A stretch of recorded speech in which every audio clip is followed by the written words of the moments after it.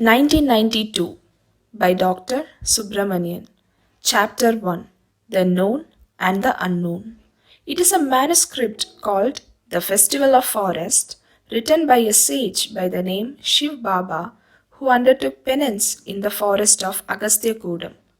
Normally, in the olden days, people used to write on palm leaves. Such palm leaf writings would last for a very long time and would be much useful for future generations. But Kali Baba wrote this book on a piece of white silk fabric using his own blood as ink. He fully used the entire 100-meter full length fabric and completed his writing. He folded the fabric carefully and kept it in a red wood box and handed it over to me. Kottarathil Shankaran, 20th April 1992, Trivandrum Airport. A Sri Lankan Airlines plane landed on the runway. That iron bird, after gliding through the sky, touched the ground, took a straight turn, and moved towards the terminal. Ashwini was watching this landing without blinking her eyes. Within a short while, they pushed the jet bridge towards the plane and placed it close to the exit door of the plane. Ashwini became restless. At the opening of the plane's exit door, passengers came out one by one. Ashwini was looking at each passenger carefully so that she would not miss the person she was looking for. Her heart was completely filled with love and longingness for her aunt's son. He didn't deceive her, she thought. Any Malayalam film director who noticed him would ask him, "Would you like to act in my film?"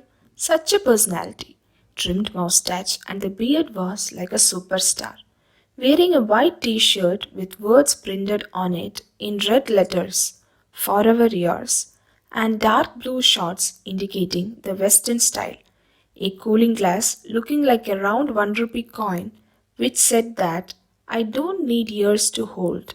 The curve on your nose is enough for me. I will cling on to it and be in place. Seeing him in this get-up, Ashwini became perturbed. Anand identified his luggage and picked it up from belt number 3. He saw a young girl waving at him, calling out, "Hey Anand, I am here." From the visitors' area, he was taken aback. He shouted back, "Hey, who is it?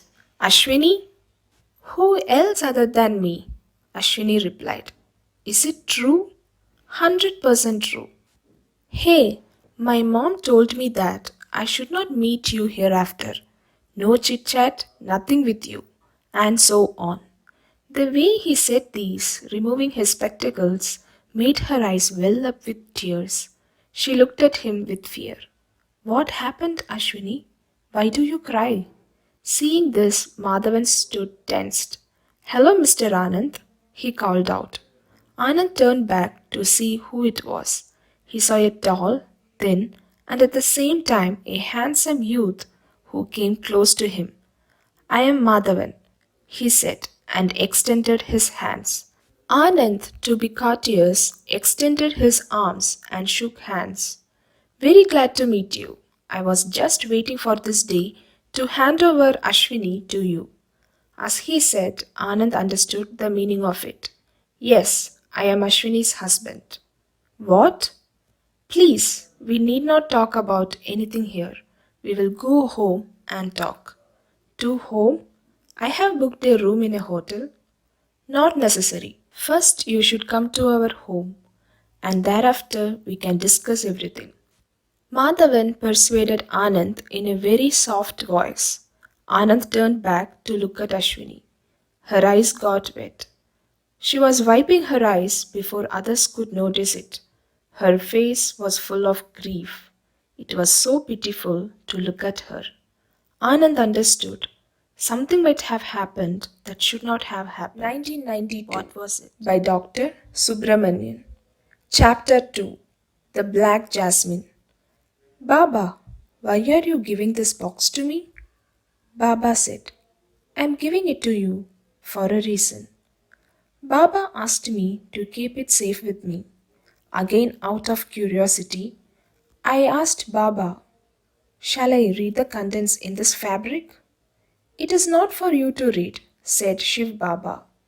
Then, Kottarathil Shankaran. The car entered into Madhavan's bungalow, a retro bungalow that was built in the late 30s like a Manichitra Tharu bungalow shown in the films. The portico had a beautiful garden full of roses in it, and there was a statue of Lord Krishna with a flute. The bungalow reeked of antiqueness. This was my elder sister's bungalow, but she gave it to me. Madhavan led him inside, saying that. Behind him, Ashwini followed silently like a doll. The bungalow was magnanimously big. From the wooden pillars to the furniture in the hall, all were made of original teak wood and were shining like anything in the varnish polish. Take your seat, Anand. Madhavan showed a sofa that was rich with embroidery. Anand sat and looked at Ashwini. In her neck, he could see the Mangal Sutra. Ashwini tried to hide it with the pallu of her sari. Madhavan was watching this. What would you like to have? Madhavan asked Anand, casually to show his hospitality. I'm not in a mood to eat anything. Please, first tell me what happened. Anand, it's not one or two incidents. If it was, I would have explained it easily. But here, oh my God, many things have happened which should not have happened. Madhavan, just come to the point straight. Ashwini was fixed for me. Then how she became your wife? Ashwini, I am asking you, why did you agree to this? Anand threw questions one after another at both of them simultaneously. They looked at each other, kept silent for a moment, and then Madhavan started to speak. In fact, I didn't have any desire to marry Ashwini, but my sister compelled me to marry her. She was persuading me like anything, but I said a big no. I also told her about my affair with Shirley, a Christian girl. She was very much shocked hearing that, but she did not say anything against it at that time. Madhavan paused for a minute. Ashwini continued. I do also told Dad very strongly that I didn't like this marriage, and I love you so much, and I will marry only you. He also didn't say anything at that time. One day he gave me some jasmine flowers and sindoor and asked me to keep them with me. I thought it was from some temple and kept them in my bedroom. Ashwini paused for a moment. Then what happened? Anand asked. Madhavan continued. The same happened at my home also. One day my sister gave me some jasmine flowers and sindoor just like that and asked me to keep them with me. I applied the sindoor on my forehead and placed the jasmine flowers in my bedroom table. Madhavan paused. Anand lost his patience. Why both of you are telling the story of jasmine flowers and sindoor to me? Really, it is boring, dear. Just come straight to the point. Anand got a little angry. Because that was the point from where everything started to change upside down in our life or mind. Our strong decisions, everything changed like a Harry Potter movie. And our marriage took place. Madhavan said. What are you saying? That jasmine flower and sindoor had done it. After that, I started obeying my elder sister and whatever she was telling me. Yes, Anand, I do also started obeying my father. My mind became completely frozen, and your thoughts never came in my mind. And to tell you the fact, you were completely deleted from my mind and thoughts. What is this nonsense? This is not nonsense, Anand. This is the truth. Since you have been abroad for so many years, sometimes you might not believe all these, but you have to believe me. No one will believe this, Madhavan. Are you saying that the jasmine flowers and sindoor controlled both of your minds? Shits. If you tell someone, they will think that you are mad. Yes, Maybe, but I have to tell you the truth, right? By saying this again and again, you can't convince me. Okay, why are you saying all this to me now? There is a reason. After we got married, we went for a honeymoon. Many miracles happened there. Anand got a little irritated. Now, please listen. I came to India to dispose of all my properties and not to listen to your Balarama stories. Please don't test my patience. Tell me fast what you want and do not waste my time. I'm so sorry, Anand. You have completely mistaken us. We only wanted to help you. Please be patient and listen to us. Otherwise, you will lose all your properties. Just like that, you have lost your Ashwini. Are you threatening me? No, I just wanted to warn you, and that also with good intentions. I don't think so. Everything you say seems to me like a cooked up story. Just listen to me for a moment. What is your plan? Why are you asking? There is a reason. Are you planning to meet my uncle Rajendra Varma? Of course. He has my properties under his care, right? Are you planning to take over that property? Yes. As I am well settled in Sri Lanka, I do not need any property here in India, and I want to sell it if I get a good party. Listen to me, Madhavan. You can never sell that property once you meet my uncle. Why? Because when you meet him, the very next minute he will give you some jasmine flowers and sindoor. Then you will automatically sign in all the papers he shows and will come back without knowing what has happened. Do you believe that it will happen? It is not just a belief, only that will happen. Then let's see. Only to prevent that, we both came to the airport to meet you before anyone came. But you do not believe in our words. It's not like that, Madhavan. I can't believe even a single word you say. Let me ask you one question. If I tell you a similar story, will you believe me? In this case, I'm sure that I will not. I am more of a logical type. But since I had this very bad experience in my life and got entangled in this, I have to say this. In fact, me and Ashwini are living together, but our minds are not. We are not living like a husband and a wife, and we want to come out of this. What do you mean? I just tied a knot, that's all. Till now, I have never touched her. It will be like that in the future also if we have to live together. Ashwini told me how much she loves you. I want to give her back to you. Also, I want to save you from the devil named my sister who wants to covet all your properties. The way Madhavan said this was so emotional.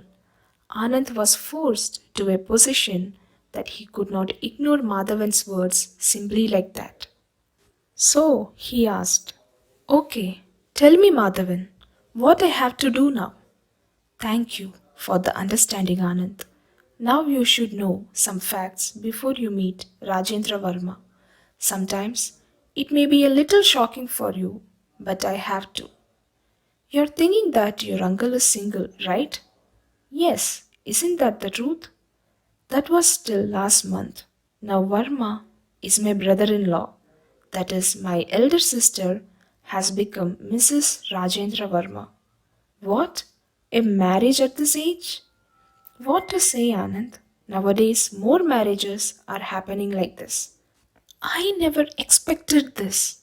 My uncle having an affair like this? That also with your sister? I could not simply believe it. Your uncle has no role in this. Behind all this was my sister's mastermind. Your sister? Yes. To me, she is just a monster who was born with me by fate.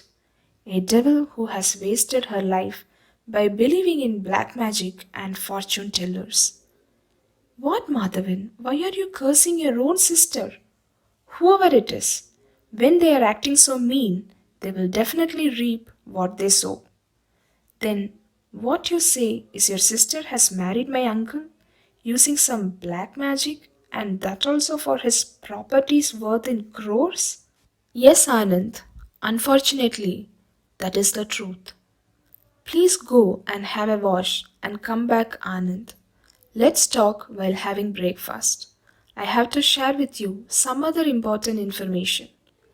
In the midst of all this, when Madhavan invited him for the breakfast, Anand felt that he was getting somewhat closer to him, knowingly or unknowingly.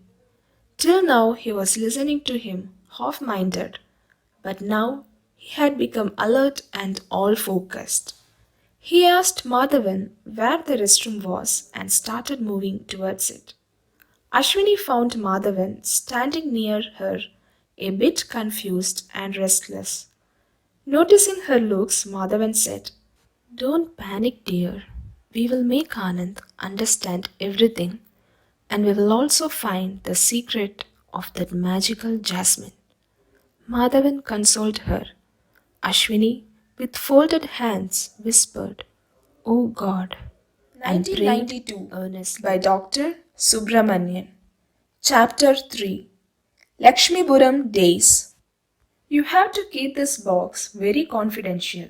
No matter whatever may happen, you should never open this box. Shiv Baba, who laid down so many conditions like this, asked me to drop the box in a stream on the day when the thunderstorm struck and killed humans in masses. I didn't ask the reasons because Shiv Baba was a visionary. He would not tell me to do something without any reason. Kottarathil Shankaran. The car started its journey. All the three of them occupied the rear seat. Madhavan began to unfold what had happened so far. Anand, one day your uncle, Rajendra Varma, came to meet my sister. And do you know why? He paused and looked at Anand and started narrating the flashback. To the south of Munnar, there was a town called Lakshmipuram. Like its name, Lakshmi is the goddess of wealth. Puram means dwells. Together, it means where goddess Mahalakshmi lives. Everyone in the village was very wealthy. There were only 500 families in that village. Each family possessed a minimum of 300 acres of land. Rajendra Varma's family itself possessed more than 3,000 acres, including wetlands and drylands. Around 1,000 workers were there helping them in the farming and harvesting. When Tiruvonam comes, all would get so excited and there would be only celebrations everywhere. Lakshmipuram would become a point of attraction for all, even for the nearby villagers. They would celebrate Tiruvonam for a month to relax and enjoy to forget the pain of hard work they had done in the paddy fields. It is to be noted that during this time they do not follow the formal relationship that was normally existed between the Janmi and Kudiyan. In Rajan's farmhouse, they brewed alcohol and distributed it for free to the whole village. In Kanaran's farmhouse, they performed an art form called Pulikali. Tumbi Tullal in Padmakshi's farmhouse was performed by women. A giant Attapu before the Bhagavati temple and so on. The celebrations would lit the colorful nights of the whole village throughout the entire month. As a highlight of all these, Rajendra Varma used to arrange a show with popular film stars. He used to bear all their expenses without worrying about the zeros after the one. They would stay in the farmhouses and would have a nice experience of the village life there. On their way back, he used to honor them with gold chains and briefcase full of currencies. He did the same during the last Tiruvonam. Sriksha, a popular film star of the time, came with the other artists for the celebrations in the village. Sriksha couldn't simply digest how much money Varma splurged like that. Even after she returned from the village, she could not come out of the rich experience she had in Lakshmipuram, which continued to haunt her mind like anything. One day she got a call from Varma quite unexpectedly. Sriksha? Yes. May I know who is this? Ma'am, I am Rajendra Varma from Lakshmipuram. Oh, Varma ji, what a pleasant surprise. What is the matter? Ma'am, you have forgotten something very important for you and left from here. What are you talking about, ji? You have left your makeup box here. She remembered then only that she had forgotten to take it from the guest house where she was staying. Actually, she was thinking that she had misplaced it and lost it somewhere else. Oh God, is it with you? Yes, I will send it through one of my friends here. Please collect it from him. I just called to inform you of this only. Luckily, I found your visiting card inside that box. Oh no, G, don't worry about it. I can get another one like that. You can keep it with you as a memory of our meeting. Ma'am, what am I going to do with a makeup box like that? You must have bought it from Singapore. It was so dazzling and looked very unique, and you are asking me to keep it as a memory? Not like that, G. I do not want to disturb a very busy person like you. It is definitely not a disturbance. And another thing is that I do not like to keep another person's property with me. I will send it today itself to you. Okay, G. Varma cut the call, but Sriksha was in another imaginary world with him traveling in the high skies. Wow, what a man he is! Her heart was longing to meet him at once. Her assistant Meenu asked, Who was that on the phone, ma'am? Any new booking? No, it is Varma from Lakshmipuram. Oh, really? Did he speak with you, ma'am? Yes, he only spoke. That man is very simple, does not show off. What a knave heart he has. Oh God, why are you so much fond of him? Is he asking you to share his bed with you for a night, mesmerized by your beauty? Meenu asked her casually with a business-like look, but Sri stared at her. Why are you staring at me, ma'am? To me, all these rich people are alike and have the same attitude. This man is definitely not like that, Meenu. Then, he seems to me as a quite a different person. My makeup box is with him, and he still wants to send it back to me as he does not want to keep another person's property. Oh, it is surprising. Did Varma speak to you directly? Yes, Meenu. Why? Do you have any doubts? No, ma'am. Normally, in the case of people like him, only their assistants speak. It's their practice. That's why I have asked like that. This guy is not such a type. Yes. You will say that he won't even know how to bite off his fingernails, even if someone puts it in his mouth, right? Whether you accept it or not for me, he's like that only. He seems like a very unique person to me. When we went there, he took special care of us. Do you remember that? Keep fantasizing, ma'am. Do you know? When we were there, this gentleman nicely spent a night with our extra artist Leela and gave her a diamond ring also in return as a gift. And you believe he is very innocent. Is it true? Why are you not believing my words, ma'am? You can even call Leela now directly and ask about it, and you will know the truth. Do you want to say he's just one among the other who wants to sleep with any girl? All these wealthy pigs are like that only, ma'am. Meenu, come on, now go and get my makeup set ready. Just because of your thoughts, your marriage is getting delayed and postponed forever. Meenu stood there for a moment and immediately left the place, understanding that Sriksha was not in her good moods. Sri was still in her dream world weaving the net for Varma. If you have chosen this field, you should not waste time. As early as possible, you have to find the right partner, earn fast, and settle in life at the earliest. This field will honor you until only you are young. After that, the world of cinema will just gobble you up and throw you away like the kernel of a mango. Sri's mind was seriously thinking all about this.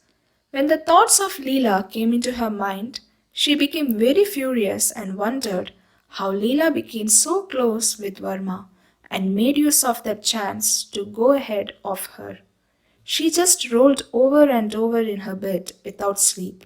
By this time, her younger brother, who had gone to college, came back. Hi, Sri, no shooting today? He inquired as he sat beside her. Meenu, who came inside, said, What to say? The only film of Ma'am which was released this week was a flop and was taken out of the theatre. Then who will book her for the next film? Madhavan stared at Sriksha and said, Sri, that's why I told you to stop this. You never listened to my words. Okay, dear, what if that film had become a hit? Would you say this? Still, I will say the same thing. I don't like any of your activities. When my friends talk before me, gossips about you, how can I bear it? Madhavan left the room. Sri couldn't digest what her brother said. She felt like he had put her dreams into a grinder and ground them into powder and blown it into the wind forever. Ma'am, do not worry about what that idiot said. He is young and does not know what is life. If you trust me, I will tell you one secret. One of my friends, Minnie, uses black magic to influence the rich and suck out all their money like a leech, Meenu said. Sri's mind was in such a condition that at this juncture she would accept any donkey's advice gladly. The word black magic stuck in her mind like an anger. What is black magic? She asked innocently. Don't you know anything about black magic? Oh God! Meenu, I do not know anything about it. That is why I am asking you. Ma'am, it's not like mesmerizing your fans by showing your naked body. This is real black magic. Is it? In Munnar, in the forest, there is a woman called Mayamma who has this black magic herb. But you have to give her the price she asks. If you give money, she will give you that herb. Then, if you give it to anyone, whoever they are, they will follow you like a dog and will obey you. Really? If you have any doubt, go and ask Minnie. I will arrange a meeting for you with her. Once you use that herb on a person, he or she will do whatever you say. Meenu, I have never heard of anything like this before. Really? Is it something like a miracle? Yes, ma'am. There are many little known things like this in this world. You are an encyclopedia, Meenu. I am lucky that you are with me. I need not search anywhere for any information. Sriksha praised her, but at the same time, her thoughts focused around only on that black magic herb. If this is true, and if I can influence the Rajendra Varma, how nice it would be. She slept, dreaming of by Dr. Subramanian. Chapter 4 Varma's Heaven. I kept that wooden box very safe with me, taking the utmost care. But unfortunately, one day, my small kid, without knowing its importance, opened it quite innocently and pulled the silk fabric out. I tried to put it back immediately into the box, but Kottarathil Shankaran. Next day, Varma's car stopped in front of Sriksha's house. Varma came out of the car and walked briskly inside Sriksha's makeup box in his hands. Sri panicked for a moment, but she knew how to handle such situations beautifully. She said, Ji, welcome to the hut of this poor girl. You could have sent this through someone. Why? Should I not come? After I called you, my lawyer said that there was a civil case coming for judgment today and that my presence is needed. Actually, I came for that. Then I thought on the way, I can give this back to you personally. Varma handed over the makeup box to Sri, which she received with a lustful smile, and she did not forget to touch his fingers casually by making use of that chance. When she opened the box, she shocked to find that the box was filled with bundles of 2000 rupee notes in it. Gee, what is this? Don't mistake me. It is our traditional practice not to return a box empty, and you know well that I am a Zameen. That is why I filled it with some currency notes. Okay, bye. We will meet again. When Varma was about to go, Sri said, Gee, 1 minute. As he turned back, Sri purposely slipped off the loose end of her sari, and Varma's eyes saw what he should not see for a moment, which aroused the lust in him. Gee, please at least have a cup of coffee before you go from this poor girl's hand. She continued, just as you are having a traditional practice, we do also have a practice. If a Zameen visits our house, we wouldn't let him go without doing a Padapuja. Padapuja? Yes, Ji. It is a way of honoring the Zameen who visits our house. Not all visit our house, only very special people like you, and we have to honor and take care of them and make them happy. I am not so special. I am an ordinary person only. Gee, for us, you are not only a Zameen, but the Maharaja of Lakshmipuram, and I do not have any doubt about it. Sri has already started weaving her net for Varma, arousing the lust in him in whatever way possible, so that he will be caught in it as prey forever. Meenu brought some fruits and nuts and placed them on the teapot and left the place after whispering in Sriksha's ear, Ma'am, make use of this chance at your best. Sri, who missed an opportunity earlier at Lakshmipuram, does not want to let go of this golden chance. She said, Come on, Ji, I will show you the house around. She planned very cleverly and brought him to her bedroom and locked the door from inside. Sriksha, call me Sri. Sri, I'm a bit worried about the court verdict. Just a minute, I will give your telephone number to him so that he could contact me in case of any emergency. Ji, do not worry about it. That will be in your favor only. Please feel free to use my telephone. She showed the telephone kept beside her bed. Varma called his lawyer and gave Sriksha's number without disclosing whose number it was. Sriksha undressed while speaking and came closer and closer to Varma. Varma lost all his control and he could not hold it anymore. The judge finished reading his verdict. Sri's prediction came true. Varma won the case. The lawyer came out of the court and searched for Varma everywhere. He could find only the unfortunate people who lost their cases and sat weeping there. Varma wasn't there anywhere.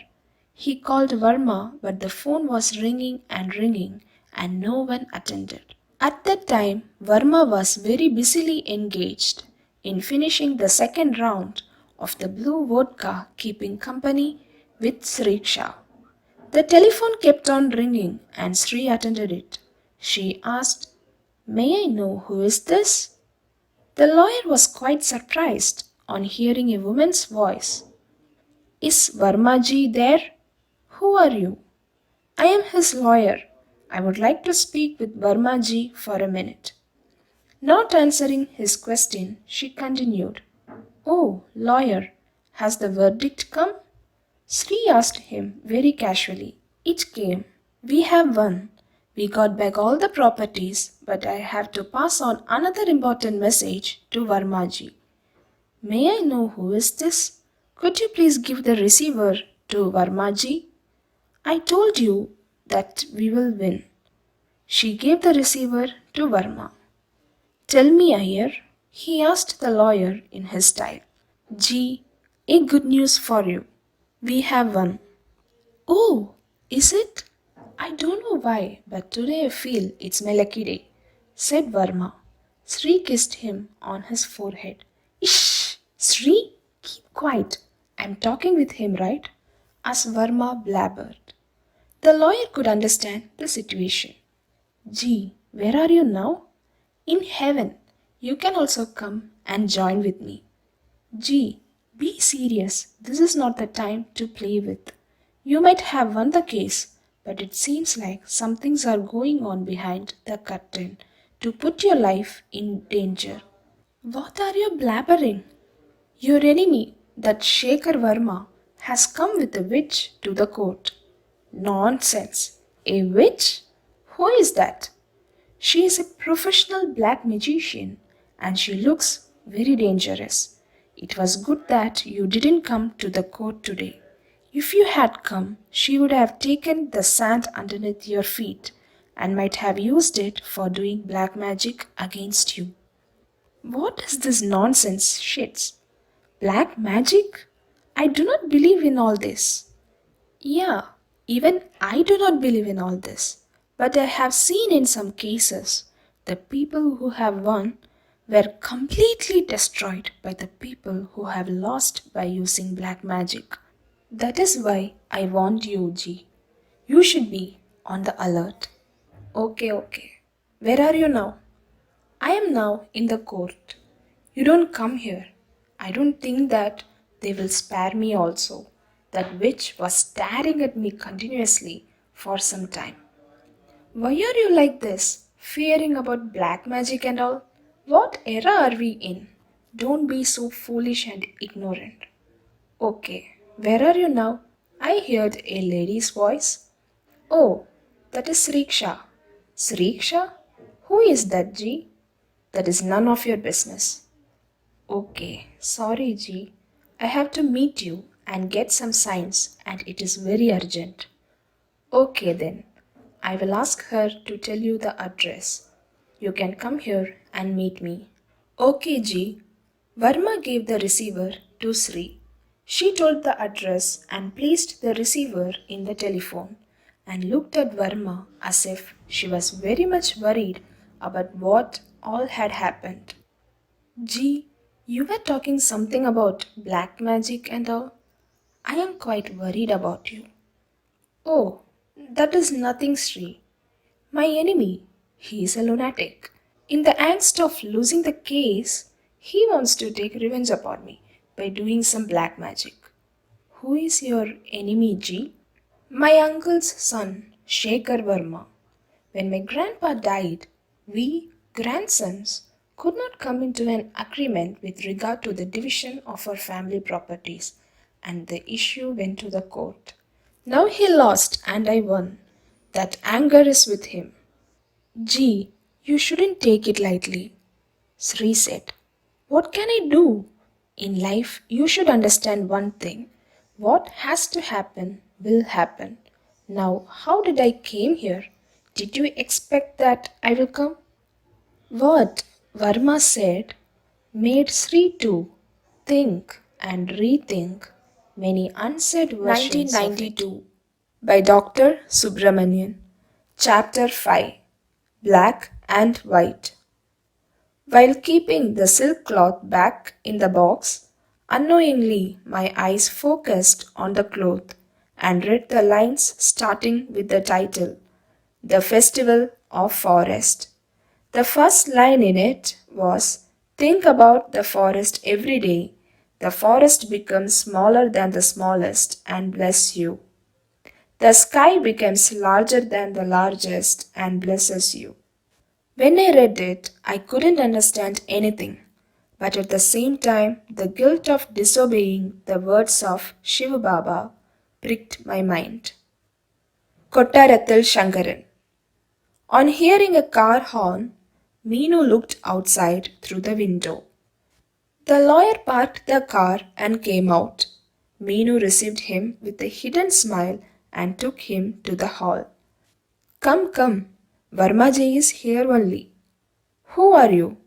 Varmaji's relation? I hope from today onwards we will become. Those words of her had lots of hidden meaning behind it when she said it with her eyes twinkling. The lawyer was not a half-wit. He understood what she meant and sighed. He has already two mistresses. Now the third one is here, Iyer said in a low voice to himself. Meenu heard this but stood there without any reaction. Varma came with Sriksha sticking to him as if she were glued to him. Come, Iyer, somehow you have won the case. Varma laughed. Iyer could feel the strong smell of five-star cigarette, which was Varma's regular brand. Iyer stared at Sri. She looked back at him seducingly. She shook his head and said in mind, Oh God. Sri, bring something for our Iyer to eat, he said. She immediately replied, Payasam is getting ready. Payasam? Vare vah, you are always ahead of me. Gee, he has given us a humongous victory and we can't just stop with giving a cup of coffee to him. Iyer didn't like it, but he said calmly, Ma'am, I want to discuss something important with Varmaji personally. Discuss? I never said no. She walked away from there and went to an adjacent room from where she could overhear what they spoke. Meenu joined her. At that time, Madhavan returned from the college. He jolted seeing Iyer and Varma and asked Iyer, Who are you? Who are you, bro? Iyer asked back. I asked you the same question, but you have not replied. Madhavan got irked. Understanding the situation, Sri called Madhavan from her room. Madhava, come here. I will explain to you everything in detail. Madhavan moved away from there. The lawyer started the talk after making sure that no one was nearby.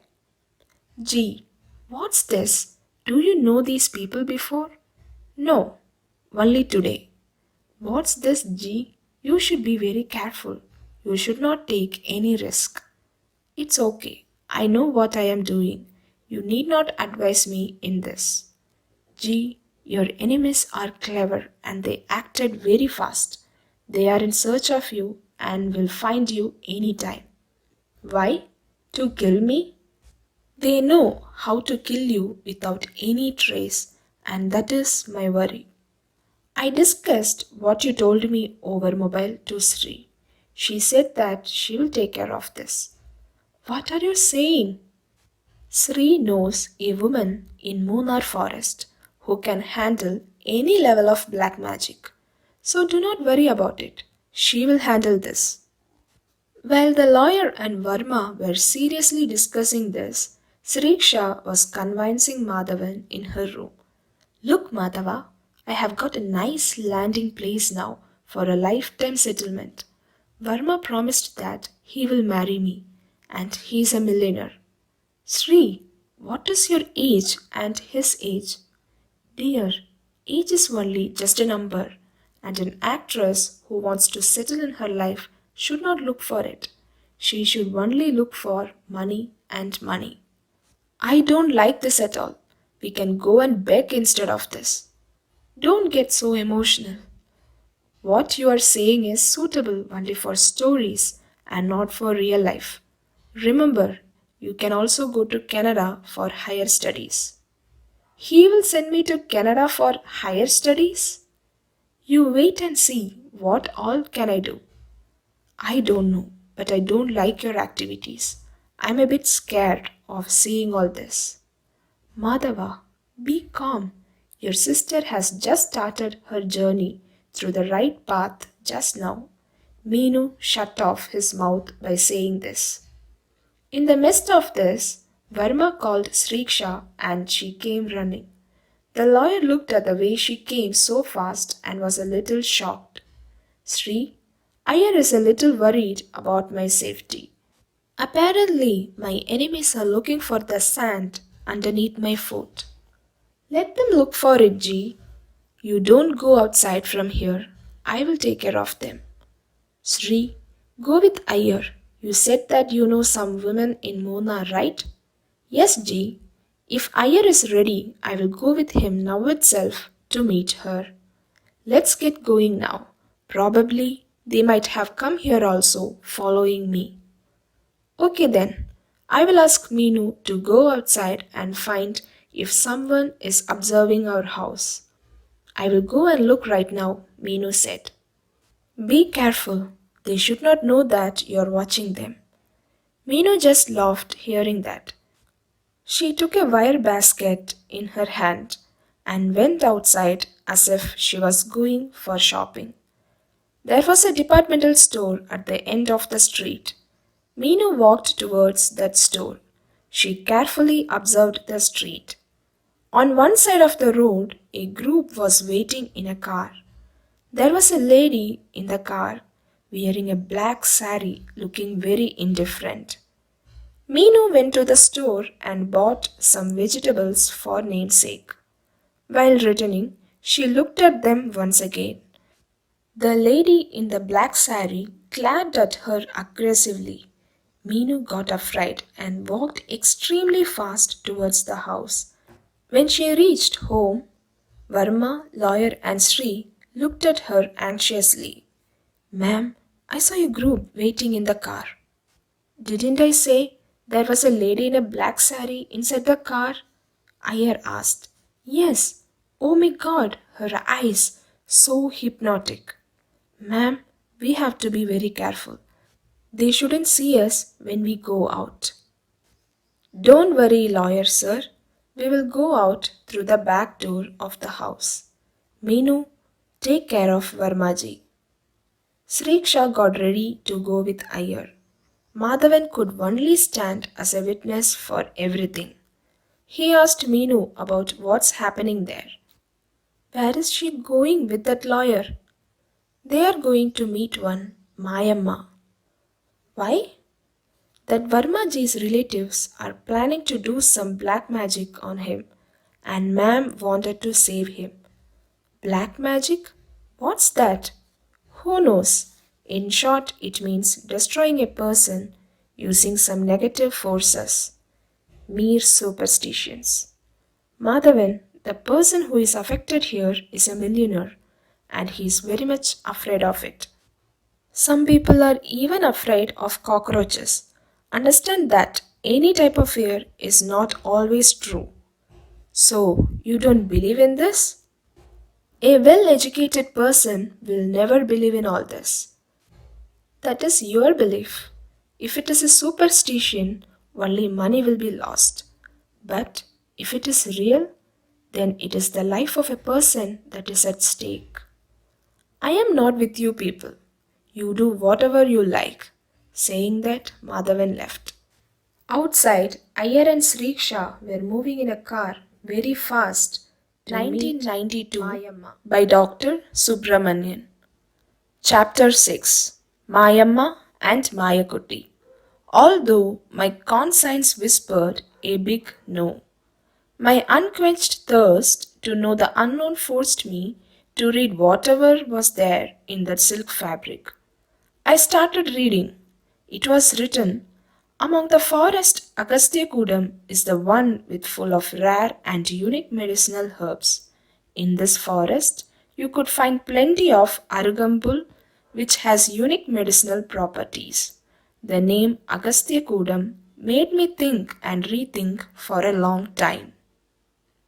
Kottarathil Shankaran Valluvanadu Wherever you turn, you could see only greenery. In the middle of this, you could see bamboo trees in bunch. The wind which was blowing through the bamboo trees was making a shh sound continuously. Together with this, the dancing of the bamboo trees in the wind created an atmosphere of unknown fear. In that area of forest, which was filled with bamboo trees, some people were walking through a narrow, muddy path, carrying a plate covered with a black cloth. One couldn't find out what's inside it. One man was carrying a cage in his head. Inside the cage was a slender loris. They assembled and stood in the middle of the forest, where there weren't many trees except one very old neem tree. Under the neem tree there was a trident with red flowers splattered all around it.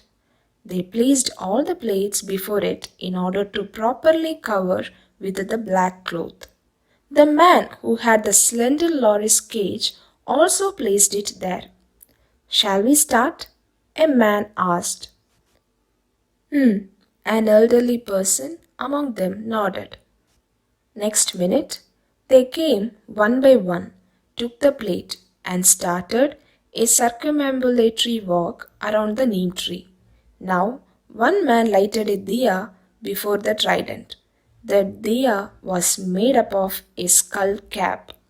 While it was burning, everyone sat around it silently. It looked like they were all in a deep meditation state. All of a sudden, they heard the whistling sound of a bird continuously, which disturbed their concentration very much. One man looked back furiously at the tree from where the sound was coming. Traces of slight anger were there in his face. Now another bird started sounding vigorously. Mayama is coming. One person who was sitting there whispered in the ears of another sitting nearby. Confirming his statement, Mayama came from one end of the forest. A full-length wooden staff was in her right hand.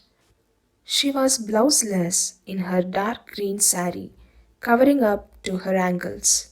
Unplaited long hair, forehead full of holy ash, intense red colored lips. With all this, she appeared different but not horrible. At the age of 46, the speed at which she walked showed how energetic she was even then.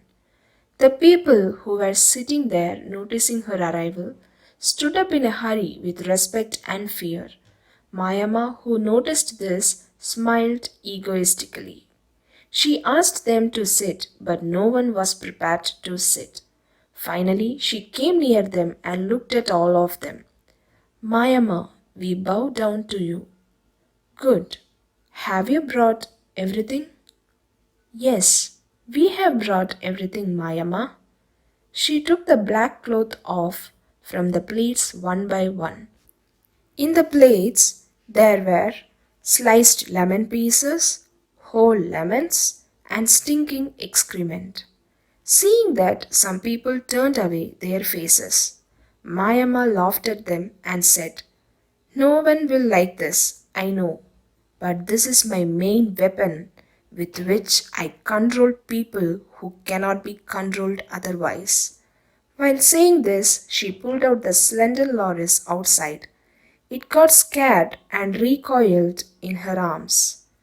I need its intestine. Take it out for me. She gave the loris to a man standing nearby.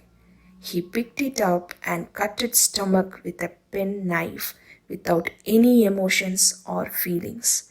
The poor loris screamed as much as it could, but in vain. He put his hands inside the loris stomach, pulled out its intestine with blood oozing out. He looked at Mayama as if he wanted to ask, What next? She snatched the blood-shedding intestine from his hand and put it around her neck as a garland. The poor loris, which was dead by now, was thrown away into the nearby bush. Mayama's body started shivering and she went into a trance. She acted like she was possessed by some spirit. The crowd stood there silently as mere witness for everything. In the middle of this, Mayama took the lemon pieces from the plate and started throwing it in different directions. Then she took a watermelon from one plate and started eating it as fast as she could. She started running around the neem tree. Everything happening there was beyond the limits and imagination of quite an ordinary person. The people who were sitting there were witnessing everything very silently and stiffly. She ran one round around the neem tree and sat under it for a while as if she felt tired. She sighed. Her face was sweating. She looked up at the sky. Amid the bamboo trees, rays of sunlight were coming sharp like hanging ropes and touched the earth. A sparrow chirped and flew away from there. Suddenly, Mayama stretched her hands and joined it like a chain. She, who was sitting in a cross legged position earlier, now changed it into a Dhanurasana. Her throat sluttered frequently. She started chanting some mantras, but in between she laughed, hee hee hee, as if someone had tickled her. None of her actions made any sense, but the crowd was observing her with devotion and fear. Hey! Suddenly, Mayama started screaming very loud in a state of trance. Then she stuttered, Ahem, ahem, and asked, Hey, who has come from Madanur? The person who has come from Madanur came and stood before Mayama with anxiety and trembled with fear. Tell me what your problem is.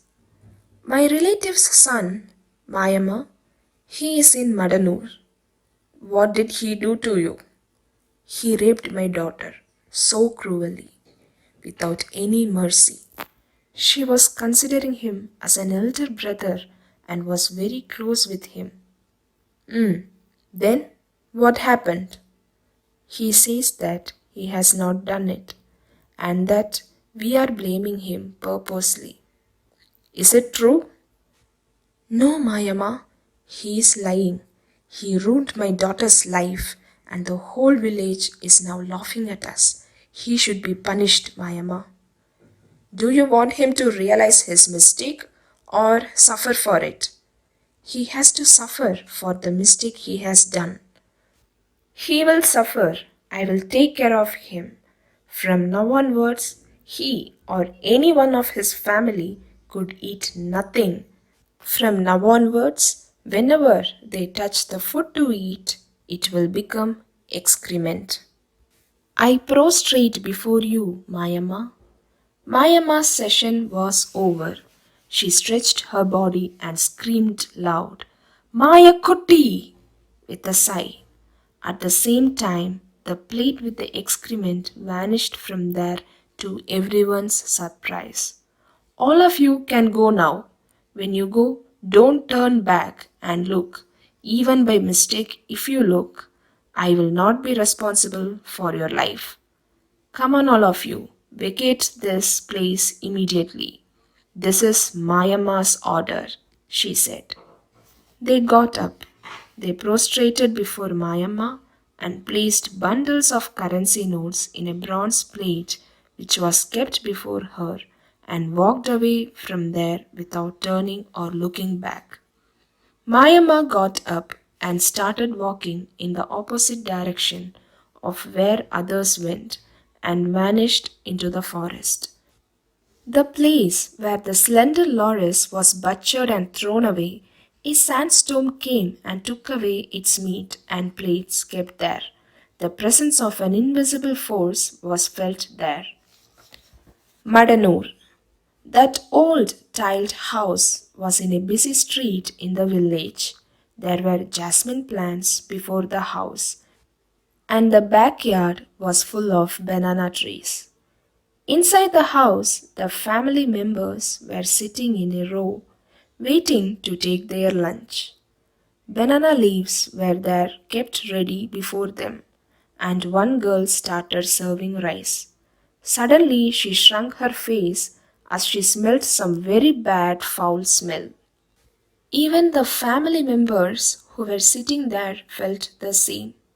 Can't you smell poop? One of them asked others while kneading the rice before him with his hands. Then he looked down at the rice. He was about to eat. He got shocked and screamed, "Oh, poop!" He threw the banana leaf away. Poop? The girl who was serving the rice turned back and shrunk her face after seeing what was in the banana leaf. "I asked you to serve rice. What is this?" "I don't know anything." She checked the pot with the rice, and there was only rice in it. "See, only rice is there in the pot." She showed the pot to them. "Then how did this come into my banana leaf?" one of them asked. "I don't know." "What is this nonsense?" While everyone was in a state of confusion and commotion, suddenly that girl's sari caught fire. It started burning rapidly. "Ayo!" That girl screamed with fear and started running here and there. They poured water on her and put off the fire. How did that sari catch fire? While they were seriously discussing this, they heard the sound of stones falling on the roof of their house. Now they saw that stones are being thrown into the house from outside through the main door of the house. One of the family members came out and looked, but he could not find anyone there. Suddenly a stone hit his forehead and blood oozed out. He immediately came inside the house. All the members of the family stood there like statues without knowing the cause of all these miraculous happenings. The youngest of the family was wearing a lungi. All of a sudden, it caught fire. He undressed it and started running into the street with only his brief on. Everyone in the street came outside and watched this with astonishment. The girl whose sari caught fire came out of the house and started running only with her blouse and skirt. Seeing all this, the whole street started laughing without knowing what really had 1992 by Dr. Subramanian. Chapter 7 Black Rose. I continued to read. In Agasthyakudam, there are some curly-haired people who has won the time. Their saliva is a medicine for the melting skin if applied like a sandalwood paste. There I stopped and started thinking. I assumed that what Shiv Baba was referring to as a curly-haired person is a Siddha who used to live in the forest. What is meant by their saliva is a medicine for melting skin? I searched and researched. Melting skin means Hansen's disease. Maybe what he meant to say was their saliva is a medicine for Hansen's disease and we have to apply it like a sandalwood paste. Kottarathil Shankaran in the village of Vallavanadu, a petty shop in front of which plenty of jackfruits were kept piled up. A bunch of Karpuravalli bananas were hanging there on one corner of the shop like a bat. The car with Iyer and Sri screeched to a halt in front of that store. Turning the windows down, Sri showed her makeupless face and looked at Kuttappan, the shopkeeper. "Ma'am, do you want any fruits? All are fresh." Kuttappan came outside and asked. "No, we came in search of a person." A slightly disappointed Kuttappan asked, "Do you have the address?" "We came in search of a yogini here." A yogini? Here in this village? No chance, ma'am. Yes, we are sure that she is somewhere here nearby. No, ma'am, no one is like that here. But one woman is here who do black magic and all. Is her name Mayama? Sri asked. Oh, Mayama. She does not live here. Where is she? If you go beyond the bamboo forest, you can find an old ruined bungalow, Black Rose. It belonged to Bernard, who owned a tea estate here in Monar. He died in an accident, and now no one is living there. Mayama will be somewhere there in that area only. Black Rose? Yes, you don't know it. They say Bernard's ghost is still there roaming around, and at midnight one can hear the sounds of people living there. What is your name? Iyer asked. Kuttappan. Can you show us the place? Haha, then who will look after my shop? Don't worry, lock it and come with us. I will give you 2000 rupees, Sri said. 2000 rupees? Kuttappan opened his mouth wide. Yes. Okay. Why did you want to meet her? Oh, do you need all those details to come with us? No, not like that, sir. She is a very problematic woman. Till now, people who met her had never lived a peaceful life. What do you mean? Okay, why should I tell all this to you? I will come with you. Kuttappan locked the shop and got into the car, taking a seat near Iyer. The car started. Kuttappa, why did you say that people who met her was never been peaceful? Yes, she is an expert in doing something called black magic, they say. She will be here in the forest only for 6 months. Then, who knows? They say she will go to the Punutiyur hills in Erode in Tamil Nadu. Why? How do I know? But a lot of big people like you come here in search of her. Even film stars come. Is that so? Do you know who I am? Sri asked. You do not look like a film star, but I remember seeing you somewhere. Iyer could not control his laugh. She is a film star, Kuttappa, Iyer said. Oh, is it? Then I am very lucky. Ma'am, in which film you have acted? Kuttappa, even if I tell you the names of those films, it is of no use as they are all very old films. Your name, ma'am? Sriksha. Nice to meet you, ma'am. Why do you want to meet Mayama? I have lost a very valuable thing and I want to find it with her help. Driver bro, please take the right turn. Kuttappan showed the way to the driver while chit-chatting with Sri and Iyer. The car took a right turn and continued its journey through a sand road and moved a bit slow. After covering some distance, that sand road went through a bamboo forest.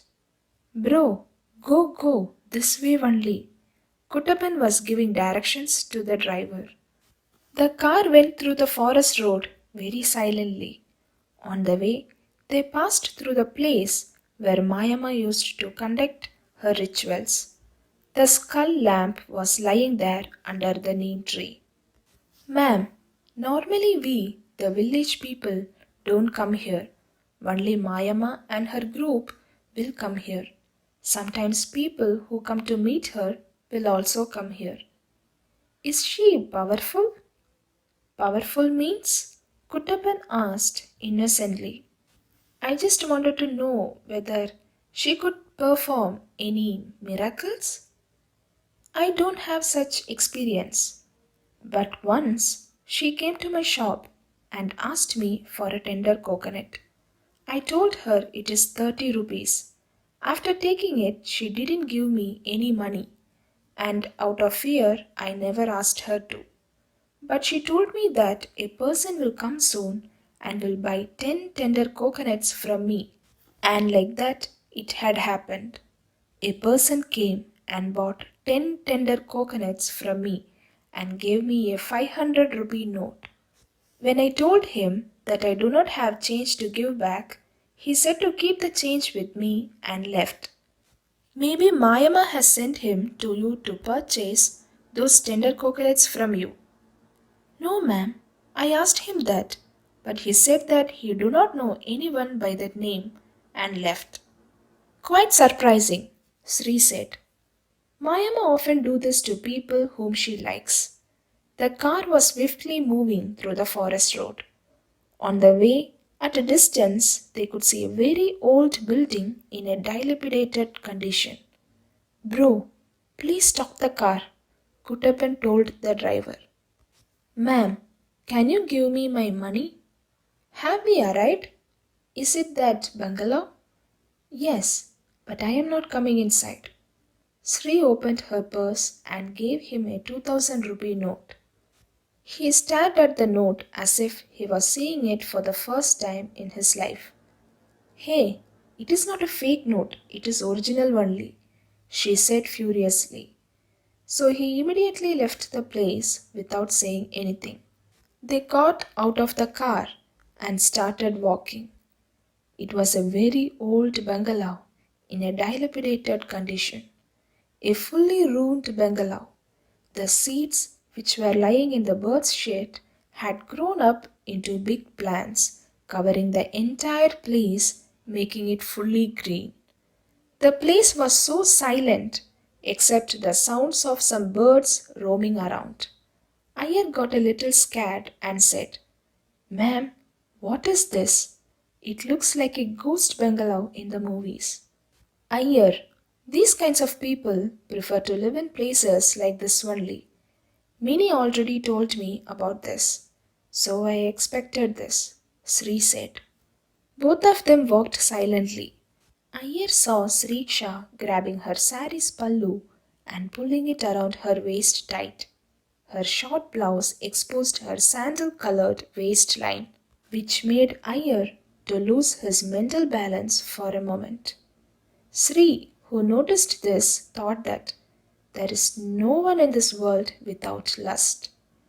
Inside that ruined bungalow, there was a large hall. Sri looked all around the dark hall. At last, she found Mayama, who was lying down on the floor in a dark corner of the hall. I think she is the one. Sri pointed her hands towards Mayama. She walked towards her slowly.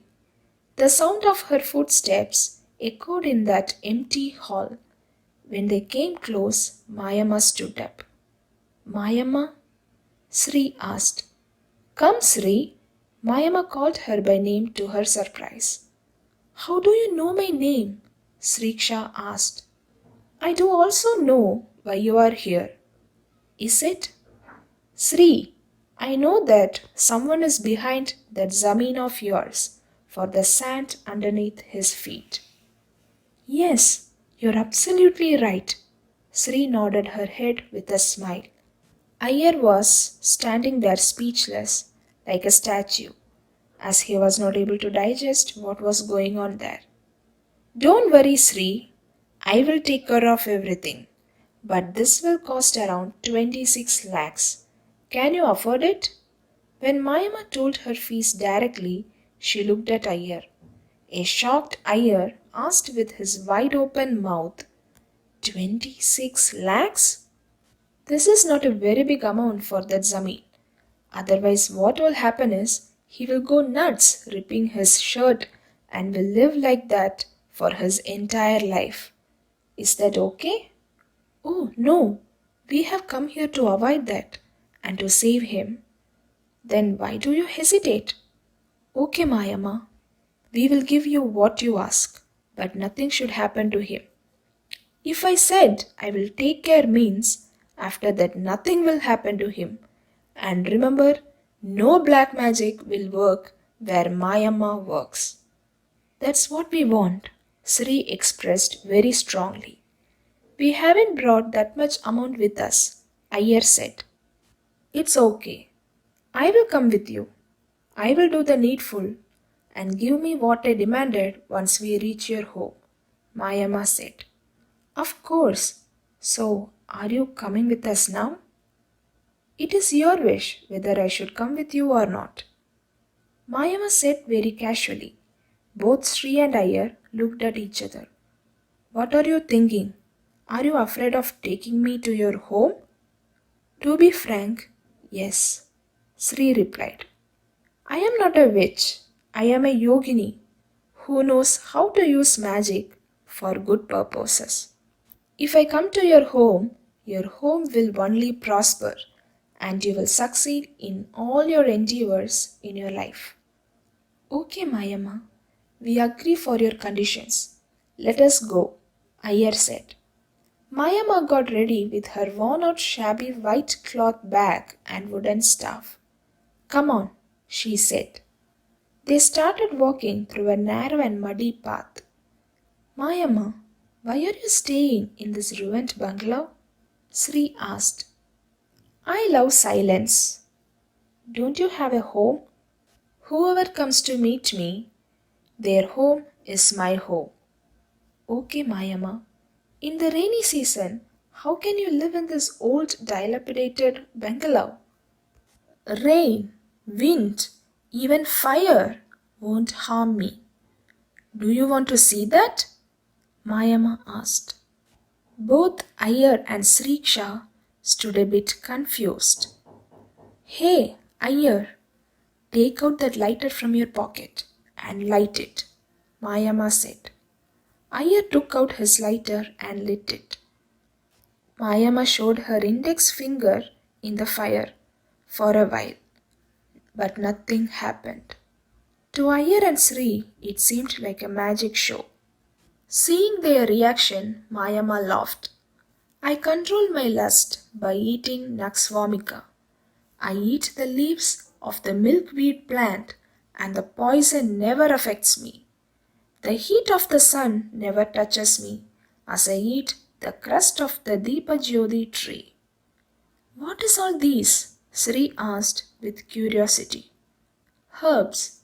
You can also eat it and become immortal. Is it? Sri asked.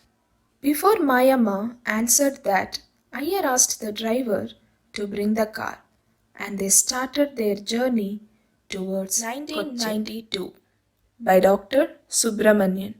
Chapter 8 Black Lemon. I continued reading the manuscript. It explained in detail about Agastya Kudam, the unique herbs growing there, and the Siddhas living there. But still, I was in a confusion about why Shiv Baba asked me to protect this fabric with so much confidentiality. Again, my subconscious mind told me that there is a valid reason for it. Kottarathil Shankaran. Varma kept on pacing in the hall like a cat who has just given birth to a kitten. Madhavan was observing him for a very long time but could not make out what was going on there. Meenu stood there like a statue watching everything. She was also worried about Sri, who had gone out with Iyer to meet Mayamma. Madhavan was disturbing her often by repeatedly asking, Meenu, why is Sri not yet back? Tell me the truth. Where has she gone? She got very tensed and said, Madhava, will you please shut up? I told you many times where Sri has gone. I don't like anything you people do here.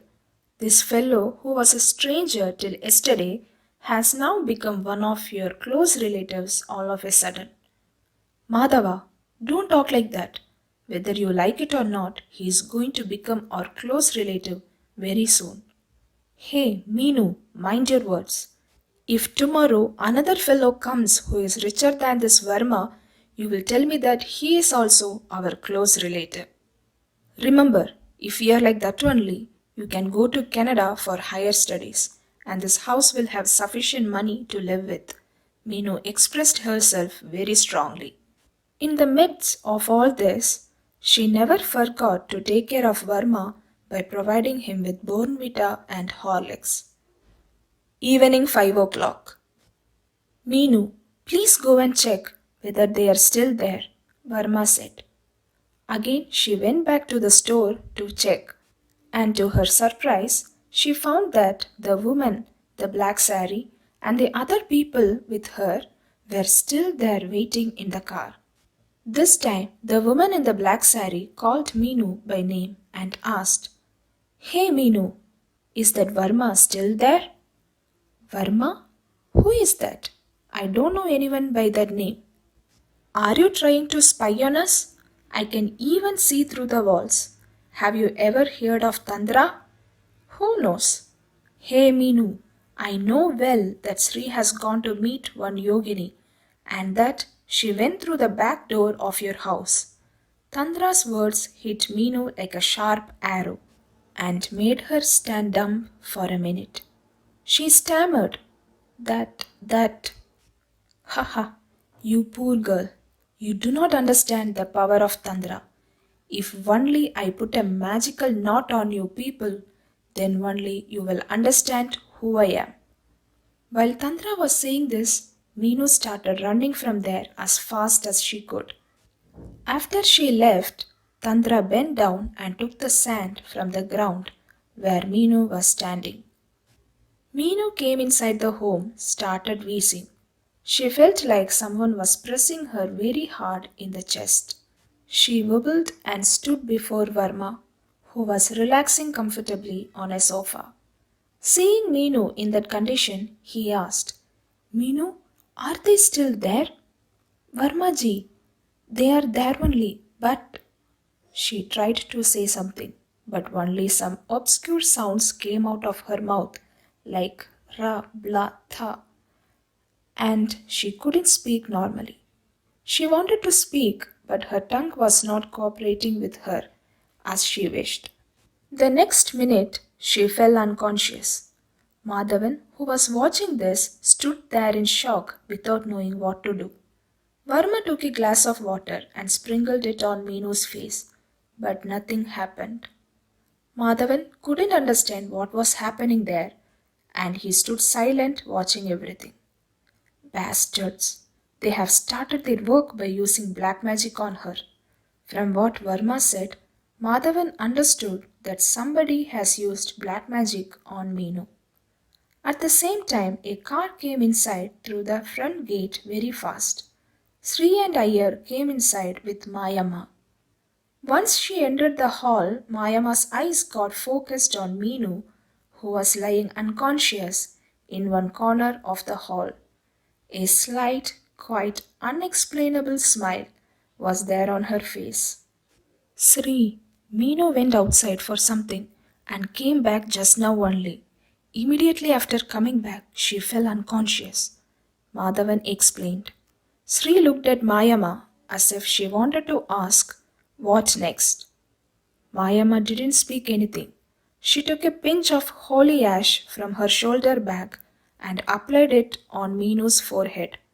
The next minute, Meenu came back into senses and started talking normally.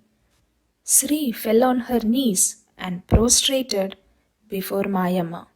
Varma stood there before Mayama with folded hands.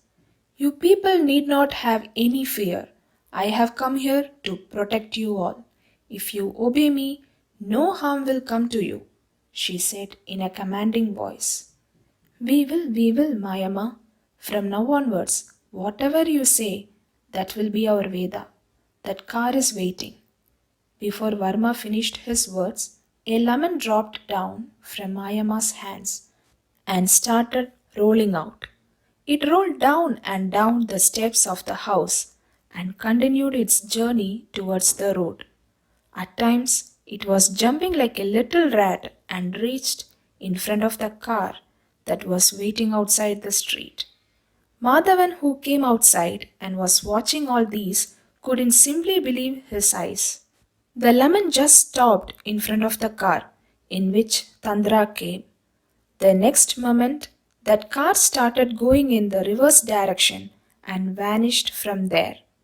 Inside the house, Sriksha fell on Mayama's feet Hope and you have held it enjoyed tightly. 1992, the true experience explored by a real time author. Hope you are not alone. To purchase the book online, click and Google search in Amazon, Flipkart, and Notion Press.